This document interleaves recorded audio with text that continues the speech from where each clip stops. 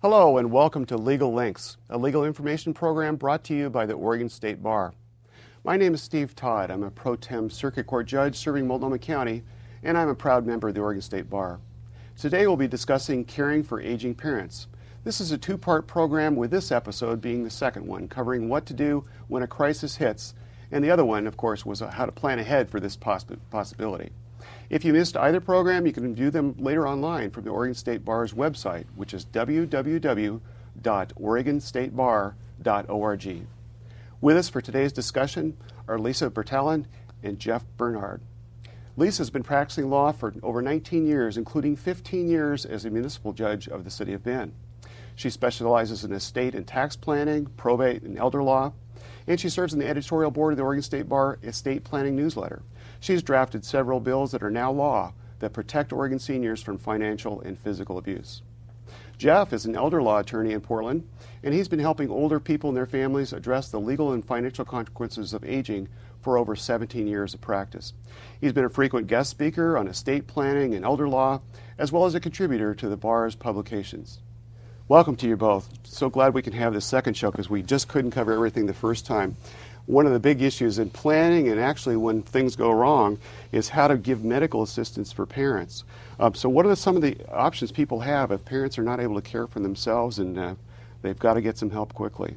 Okay, well, ideally you've planned in advance for this, and you've got a document called an Advance Directive for Healthcare that appoints a healthcare representative to communicate the ill person's wishes, and that contains the ill person's guidance within it. But quite often we find that people haven't taken care of that document, and then lightning has struck, so to speak, and maybe the person has had a stroke, or there's been an accident, or maybe they've developed dementia or Alzheimer's disease, and how can we make healthcare decisions for them? Quite often it comes down to having to get legal guardianship. I mean, if you haven't planned in advance, then what you end up is you're in a crisis situation. You have a person who needs to either be placed in long-term care, or maybe there's an end-of-life decision or a decision about a feeding tube or a ventilator that needs to be made. And there's not anybody that's legally authorized to make those decisions. What we often have to do in those cases is petition the court for the appointment of a legal guardian of the older person, and that legal guardian would then be authorized to make the healthcare decisions or even end-of-life decisions in that case. So basically, a judge can appoint a child to be the parent of their own parent. So to speak, yes. And they get to make all the legal decisions, whereas the Advance Directive you mentioned on the last show is where they put in writing what they want about their health care, but maybe not about everything else. Right. The Advance Directive is very good for dealing with end-of-life situations or decisions about life-sustaining treatment. The guardianship quite often is used very often in cases where someone has Alzheimer's or dementia or has had a stroke and living at home, but maybe it's not safe for them to be home anymore. They're inviting strangers into the house. Maybe there's rotting food in the refrigerator. They're mixing up their medications, locking themselves out of the house on a cold evening in January. I mean, all these things are signs of a person who really isn't safe at home anymore, but yet you tell them, I think you need to be in a place where you've got more supervision and care, and they say, over my dead body. And in that type of a case, we don't have the authority to place someone against their will unless we've gone before a judge and demonstrated good cause for that. Well, Lisa, let's say you have a parent that does want to stay at home and you're able to care for them in their own home, and you move in with them. Can they then give you the house as payment for what you're doing for them? Well, first of all, do they have capacity to give you the house? So maybe a situation where somebody requires care, but they still have mental capacity to actually sign a deed, deeding the house over to you. So that's probably the first threshold question is, can they, from a competency standpoint, legally transfer the house to you? The other component to that question is if you are thinking down the line of mom or dad needing Medicaid assistance, which we discussed in the last program is a means-based tested program, you have to qualify financially for Medicaid assistance, and there are certain penalties for giving your assets away. Is this one of the exceptions to those gifting rules? Yes, it is, but you have to meet certain criteria. So mom or dad have to have been in need of care, so they have to have qualified and be in need of assistance, so the level of care is important, and you have to document the care that's provided. So son or daughter, I tell my clients to start keeping a log of the activities that you're doing. But the general rule is that if you are a child and you moved in with mom or dad and you've provided care for at least 2 years, forestalling the need for nursing home placement, then mom or dad can transfer the house to you as an exception to the general Medicaid gifting rule. But you shouldn't go into this without knowing what the criteria and the parameters are and what you'll later have to prove to the state when they question the gift, and you have to show them that the care was provided and that the care was needed. Now here, this raises another question. Let's just, putting the medical issues aside, people in that situation usually can't handle financial issues. They're not able to pay their bills if they can't take care of themselves. What do you do about that? You don't have advanced directives for financial issues. Well, there's something called a power of attorney for financial decisions, and that's one of the most common calls that elder law attorneys get in their office. It'll be something like, oh, I'm calling because I need to get power of attorney for mom. And then the answer is, okay, that's great, we can help you with that. Let's schedule an appointment for mom to come down to the office, and we'll meet with mom and explain it to her, and maybe we can take care of that very quickly. Well, sometimes the answer to that is, well, that is a problem because mom has mid-stage Alzheimer's disease and she really has great difficulty signing her name. And even on those days that she can sign, she really wouldn't understand the document. And I say that is a problem because for a power of attorney to be valid, the person needs to be able to sign and, more importantly, be able to understand the importance of the document that they're signing. So in the absence of a power of attorney, then we're looking at what are the crisis planning options. For where assets are very modest, sometimes it's as simple as, maybe there's a small joint checking account and the Social Security is coming in there, and maybe the child already has the ability to manage the finances. But in other cases, it's, there are more significant assets. Maybe there's a house, maybe there's an investment account. And in that situation, if the older person is unable to make financial decisions, sometimes you have to go to court and get a court judgment that's called a conservatorship. And so that you would be asking the court to appoint you conservator over the older person or the financially incapable person in order to manage their finances. People talk about trust. Can you tell our audience about what a trust is? Well, there's all kinds of different trusts. A trust, the most common one is a living trust, and what that is it's similar to a will in that it expresses your wishes about where your assets should go after you pass away, but it also avoids the probate court's supervision of your estate after you've passed away. The other big advantage of a living trust is it operates kind of like a power of attorney, in that if you become incapacitated, your trust says that your successor trustee, usually a spouse or a trusted adult child, takes over the management of your finances. And so a living trust can be a good financial management tool when dealing with incapacity. You mentioned earlier advanced directive. Let's say you have an advanced directive for health care for your mother, and she's having some psychiatric problems, Alzheimer's or dementia, whatever you want to call that. Mm-hmm. What can you do? If she doesn't want to see a doctor, she doesn't want medication, what can you do? Well, there is new legislation. So prior to this new legislation, a healthcare representative legally could not impose psychiatric medication, psychiatric treatment against the person, against their wishes. And so this usually involved having to go to court, as Jeff mentioned, and being appointed by the court as that person's guardian. Then under the guardianship laws, the person has authority to make those psychiatric treatment decisions and medication decisions. There's a new law that's temporarily in place that allows a healthcare representative now to have that additional authority to direct that psychiatric care. That law is supposed to sunset. There's also, though, people should know, in the documents that I draft for my clients, is a declaration for mental health. And so this is similar to the advanced directive, and somebody could sign this and appoint an agent, appoint a representative, and give them specific authority to make those psychiatric treatment decisions on their behalf if they were resistant and not able to. And sometimes I use that document in my practice. I advise my clients to sign that where I have clients that may suffer from mental illness and are having a lucid period where they have capacity to make that directive and sign that declaration, and also for clients that may have a beginning diagnosis of dementia or Alzheimer's. So they still have capacity, but sometimes in later stages of that disease, there can be behavioral issues, there can be the need for psychiatric care. Now, let's say somebody already has the dementia or Alzheimer's. Can they make a will at that point? A very interesting question, because something like dementia or Alzheimer's can be a process that starts before anyone knows it has started and continues over, a 15 or 20-year process. And it starts off with, maybe family members just noticing, Dad just repeated himself, and I wonder about this. And there's a diagnosis called mild cognitive impairment, which is typically the very earliest stages of something like dementia or Alzheimer's, and then it progresses through, mild to moderate dementia and then severe dementia.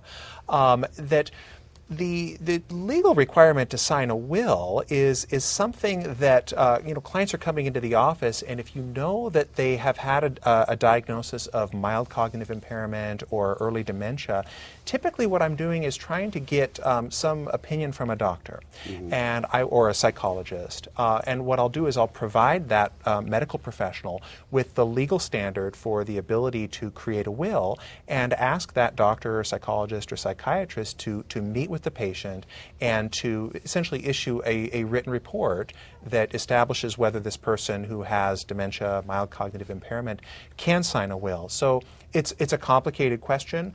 It's something that's determined as of the moment they actually sign the will. And so I would say that a diagnosis of dementia or even a legal guardianship having been imposed is not necessarily something that prevents someone from signing a will, but it certainly adds a lot more safeguards to the process where we need to get medical opinions about that. The stress of caring for an elderly person is tough enough, but when you're dealing with Alzheimer's, it can really get extreme. I had a case a few years ago where a person couldn't deal with their elderly father with Alzheimer's, and their solution was to basically kidnap him and take him to a racetrack in Idaho and leave him there in a wheelchair. And he couldn't remember his own name, so it took the national press a long time to figure out who he was. But when we actually investigated the case, we discovered that this person really had other relatives leave the father on her doorstep without any planning at all.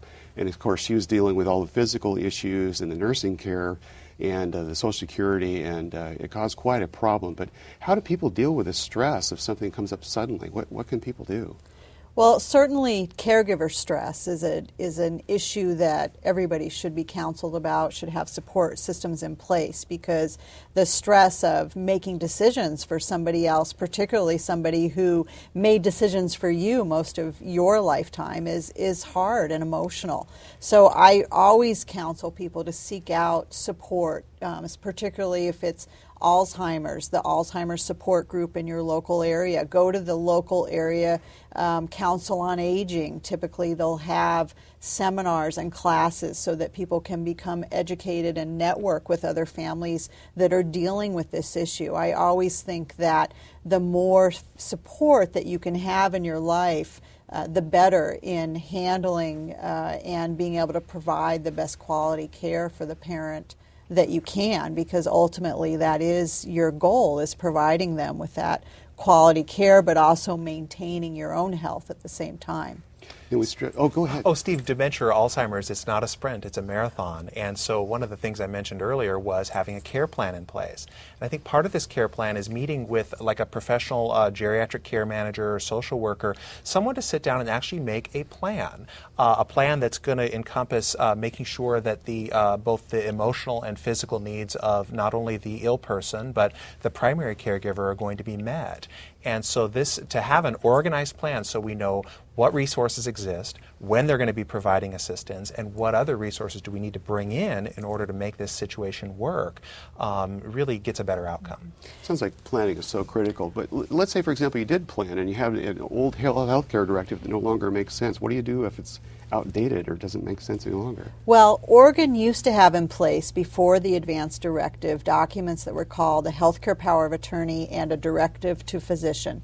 These were two separate standalone documents. One appointed a healthcare agent to make decisions for you about your day-to-day health care, and the other was a directive to your physician stating your wishes about end-of-life artificial support if you were terminal, in a terminal condition and couldn't make decisions for yourself.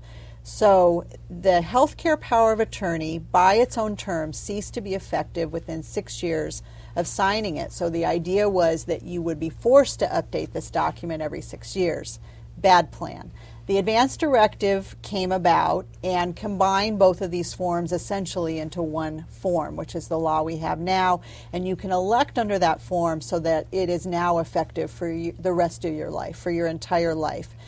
If you have that old healthcare power of attorney form and mom or dad lacks capacity to sign the new form, then the law does provide that that old form will and can be honored and used. But if mom or dad has that capacity to execute the new form, the new advance directive form, which isn't so new anymore, then they should execute that new form.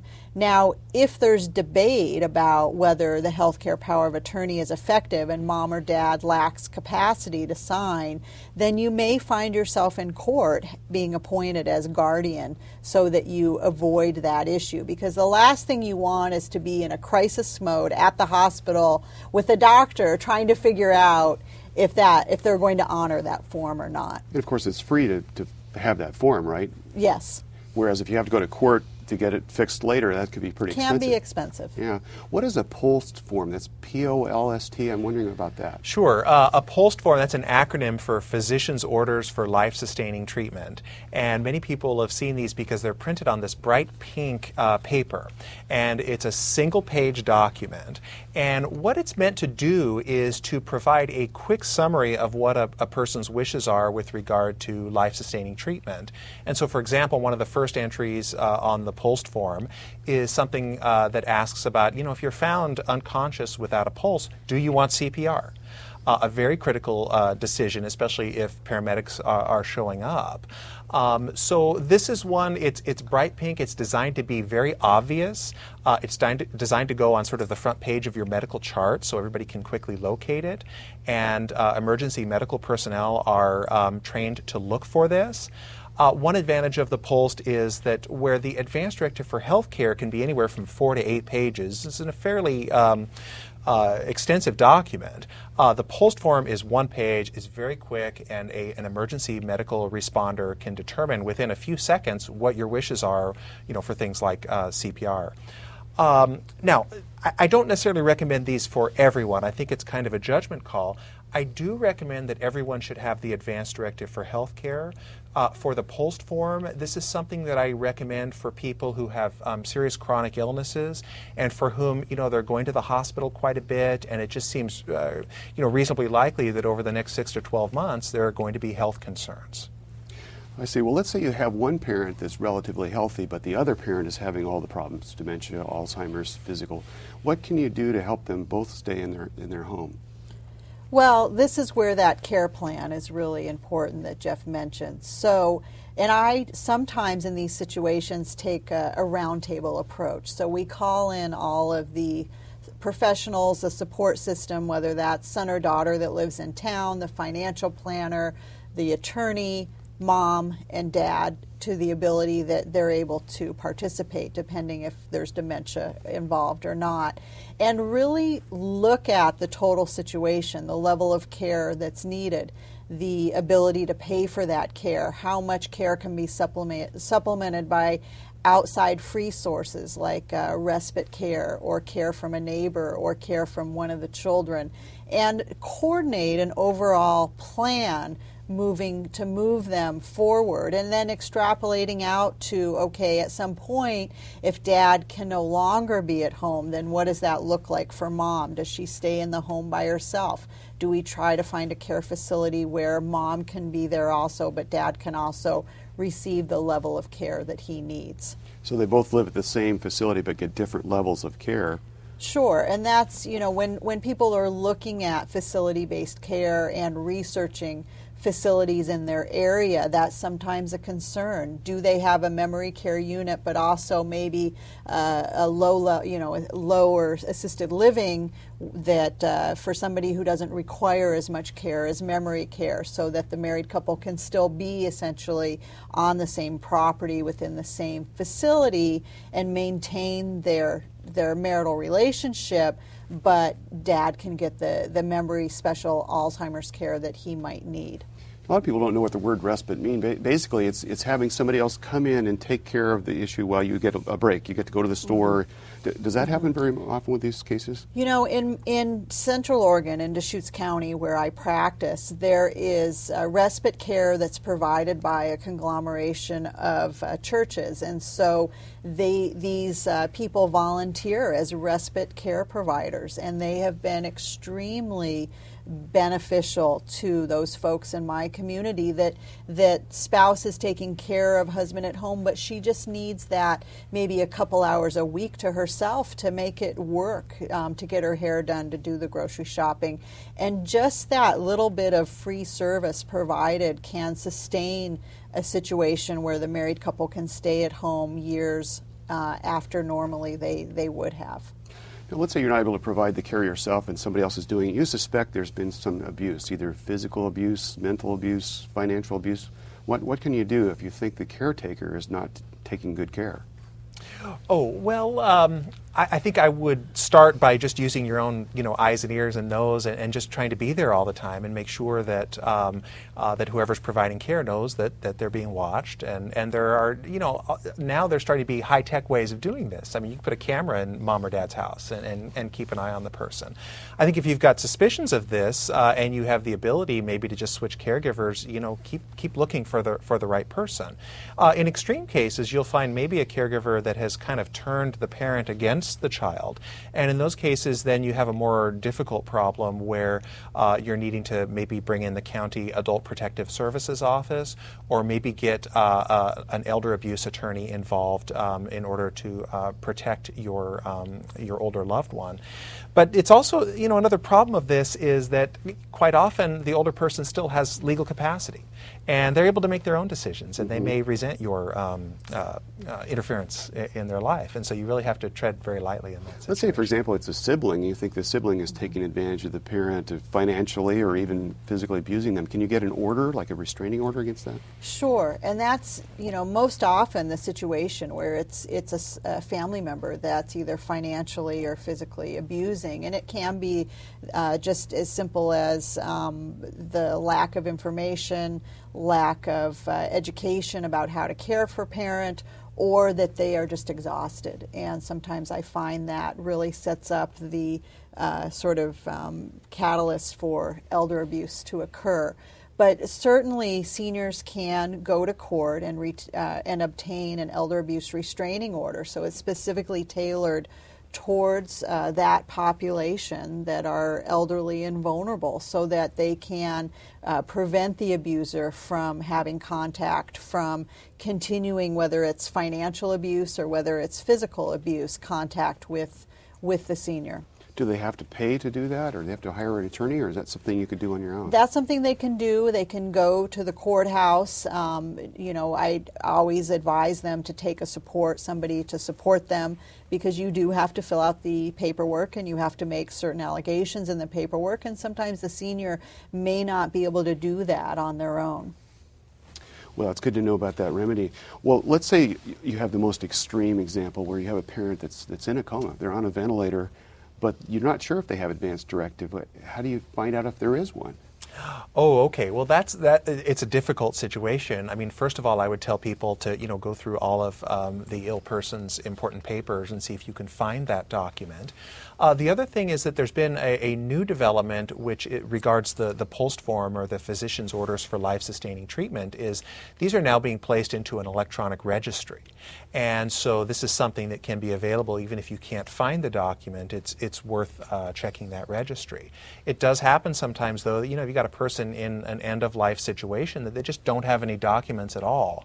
Most of the time this is This is resolved by bringing all the family together, and that if everybody's in agreement, then typically either the person would receive the life-sustaining treatment or they would not, based upon sort of a family consensus. But what if there's not a consensus? Well, if there's not a consensus, then now you're kind of in the Terry Schiavo situation. If you can remember her, she had ended up in something called a persistent vegetative state. Her husband, after a number of years of rehabilitative therapy that was unsuccessful, felt that she was never going to make any progress, and she wouldn't have wanted to live that way. But her birth family felt that that she was still there and that they thought there was hope. Well, there was just court case after court case on this, and so this is something to be avoided at all costs. But it's the consequence of not planning in advance is that if you've got 5 kids that need to make a decision, 4 of them are local and they really know mom's wishes or dad's wishes. One of them's flying out from the East Coast, hasn't seen mom in 12 years, and says, no, we've got to do everything to keep mom alive. You've got an impasse, and quite often the family's going to be told, go get a court order over this. What if a parent wants to end their own life? I mean, we talk about assisted suicide in Oregon, or maybe unassisted suicide. What are the legal consequences of someone taking their own life? That's an interesting question in the dementia arena, because one of the requirements of making that decision to end your life is that you are competent to make that decision. And so if you lack capacity because of Alzheimer's, end-stage Alzheimer's or dementia, then that's really not an avenue that you can pursue at that point. And you could not have pursued it ahead of time, because how would you have known that was going to happen? So it really doesn't enter the realm of that dementia-related practice. But if you are competent, if you are terminally ill, there are a number of steps set out in the law, requirements that you can go through in Oregon to make that end-of-life decision occur. And one of which is being evaluated by a psychiatrist who certifies that you are competent, that this is what you want, and then being able to find a physician that will participate in that end-of-life decision. And that might be one of the bigger barriers that people would have. Could that invalidate your insurance and some of your other... Oh, your life insurance, Yes. if you took advantage of the physician-assisted aid in dying? Oh, that's a very good question. And I think you'd have to look at the contract. Typically, they have exclusion periods, I believe, of 2 years that would say that if you ended your own life, that there could be a problem with your life insurance, so something to check in advance. I'd stress it's a very rare process, and there's a nonprofit organization in Oregon called Compassion and Choices, and it's worth looking into that their website for more information. Well, let's say a parent's having trouble with driving. Are there things you can do about that? Sure, and you should, if you are a child and you notice that your parent if there's safety concerns surrounding your parents driving, then you should take action immediately, because not only could the parent's own life be impacted, but there's innocent third parties also that could be impacted by this poor decision. And so you should talk to your parent's doctor if you have authority to do that, if you've been released to do that. Perhaps notify DMV if that step needs to be taken. And sometimes I know in our community at the hospital there are driving assessment courses that you could urge your parent to go to. I know there's some new technology on that. I wish we had more time, but we've just covered about all we can fit into this episode. So thank you again, Jeff and Lisa, for your time, and we appreciate your helping us out, taking time out of your busy schedules. We've got more information about this subject, and of course the other episode of this show and other shows is available online. Just visit the Oregon State Bar's website at www.oregonstatebar.org. We've got a lot of information on the website. We hope you can visit us there, and we hope that you see us again soon on Legal Links.